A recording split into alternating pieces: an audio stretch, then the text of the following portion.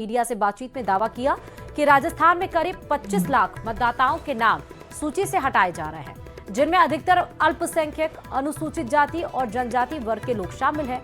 उन्होंने ये भी आरोप लगाया कि चुनाव आयोग बीजेपी के इशारे पर काम कर रहा है और हरियाणा, बिहार की तरह राजस्थान में भी वोट चोरी का प्रयास किया जा रहा है। डोटासरा ने कहा कि कांग्रेस ऐसे किसी भी प्रयास का कड़ा विरोध करेगी।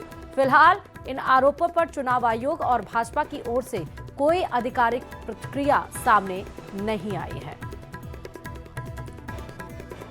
और जो मुझे पता लगा है कि राजस्थान में भी 25 लाख के लगभग वोट जो कांग्रेस आइडियोलॉजी के लोग हैं, SC ST माइनॉरिटी के मुद्दे से ये काटे जा रहे हैं। ये वोट चोरी जो है वो महाराष्ट्र और हरियाणा में इन्होंने सरकार बनाई, फिर वोट चोरी करके बिहार में बनाई और अब यहाँ बंगाल में और सब जगह वोट चोरी करके ही सरकार चलाना चाहते हैं।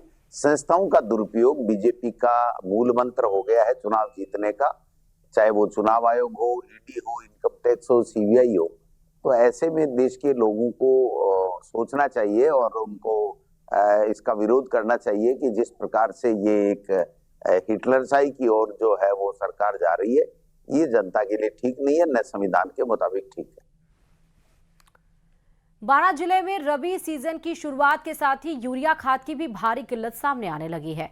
छबड़ा के सरकारी विद्यालय के मैदान में बुधवार तड़के खाद लेने पहुंचे किसानों की भारी भीड़ ने हालात बिगाड़ दिए। सुबह 4 बजे से टोकन वितरण तय था, लेकिन उससे पहले ही हजारों किसान पहुंच गए और अव्यवस्था फैल गई।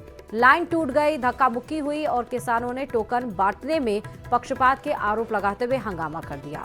पुलिस ने मौके पर पहुंचकर भीड़ को संभाला और वितरण दोबारा से शुरू कराया। बारां जिले में छबड़ा ही नहीं, अटरू और छिपा बड़ौद में भी यही स्थिति बनी हुई है। अतिवृष्टि से खरीफ फसलों की बर्बादी के बाद अब रबी की उम्मीदें खाद की कमी के चलते कमजोर पड़ रही हैं। कि राज्य सरकार की तरफ से जो अलॉटमेंट हमको हुआ था अक्टूबर और नवंबर माह का, वो हुआ था 47,000 मैट्रिक टन का था हमारा अक्टूबर और नवंबर में, और दोनों मंथ में मिला करके हमारे पास 46,800 मैट्रिक टन यूरिया दोनों ही महीने में आ चुका है। ये जो डिमांड होती है वो स्टैगर्ड होती है। जैसे इस महीने भी जो हमारी डिमांड थी 18,500 थी दिसंबर के लिए, परंतु जैसा आपको पता है कि हमारे जिले में जो बारिश हुई थी नवंबर में, उसके कारण सोइंग काफी एक साथ हो गई थी। दौसा के बांदीकुई विधानसभा क्षेत्र में पंचायत समिति पुनर्गठन को लेकर विवाद चरम पर है। बड़ियाल कला को पंचायत समिति घोषित करने की मांग पर ग्रामीणों का गुस्सा फूट पड़ा। संघर्ष समिति ने बड़ा फैसला लेते हुए 23 ग्राम पंचायत भवनों पर तालाबंदी का आह्वान किया।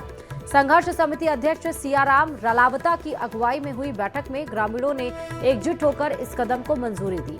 पिछले 10 दिनों से धरना जारी है और समय सिंह का आमरण अनशन आज 7वें दिन पहुंच गया है।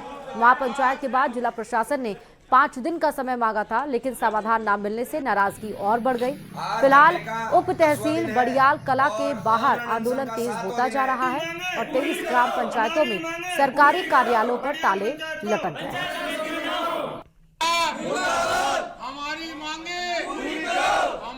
राजस्थान सरकार से हमारा निवेदन है, ग्राम पंचायत अनंतवाड़ा और अन्य बांदीकुई की पंचायतों को जो लगाया गया है बेजूपाड़ा में, उसका हम निंदा करते हैं। हमें बेजूपाड़ा पंचायत समिति में जोड़कर ये सरकार बहुत बड़ा गुनाह कर रही है।